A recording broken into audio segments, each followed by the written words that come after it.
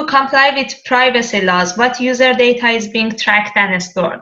Absolutely. So the most important thing is that we do not track your location nor your movements. So we don't touch GPS location. We don't track your identity, your name, your date of birth.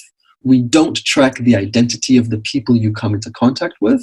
We don't take your telephone number, and we don't have your email address. So having said that, how do we use our algorithm to provide that contact tracing value? We use Bluetooth Low Energy. Our app uses a completely randomly generated code that does not contain any information about you or your device.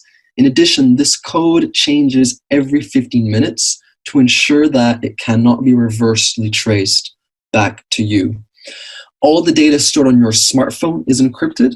All the connections between the app and the server are encrypted. And all the data, whether stored on your phone or on the server, is deleted when no longer relevant.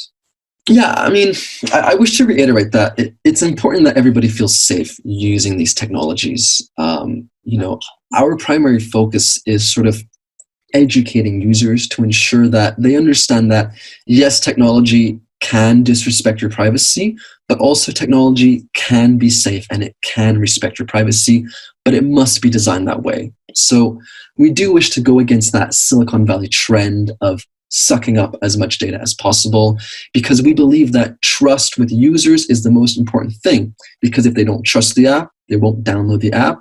If they don't download the app, there will be no efficacy, and we will delay resuming normal life after the pandemic. Many people are skeptical of tracking apps. How do you see the situation when it comes to health-related tracking apps? Are they less concerned? How do you think trust can be increased?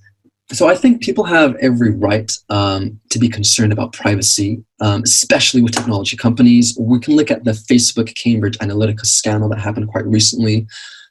Technology companies do not have a good track record with respecting user privacy.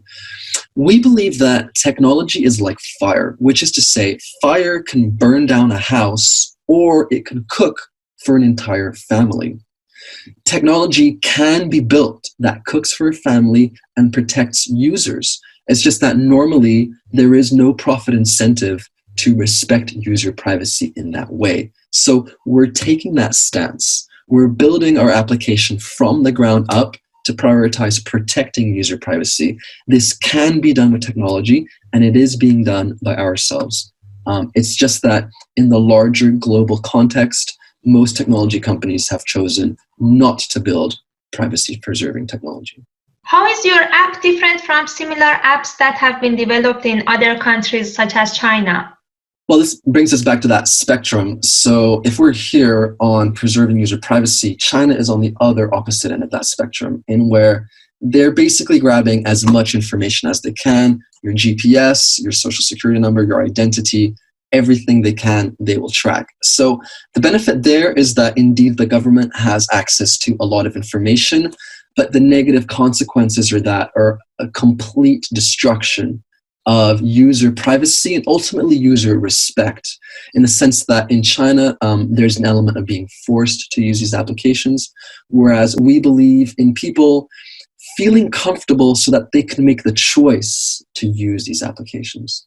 What kind of data can be extracted from the app? How can it help the medical and scientific community? That's a really interesting question, and it sort of opens up this perspective of there's a range, a spectrum of COVID-19 tracing applications. On one hand, you have applications that preserve maximum user privacy, maximum user security, and on the other hand, applications that preserve maximum information for government and health authorities.